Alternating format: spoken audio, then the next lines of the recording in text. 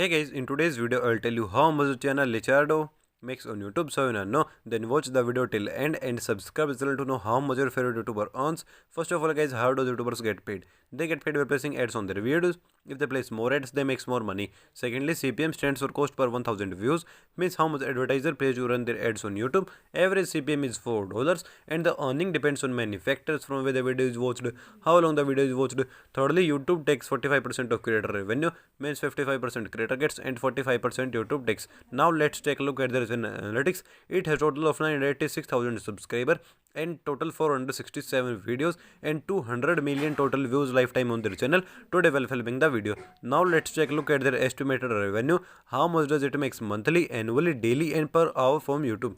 This channel gets 3000 subscribers monthly and over 3.7 million views per month. So according to data, if we multiply views with average $4 CPM, then their estimated monthly earning is $15,000, and multiplying monthly earning with 12 shows that they make $180,000 annually.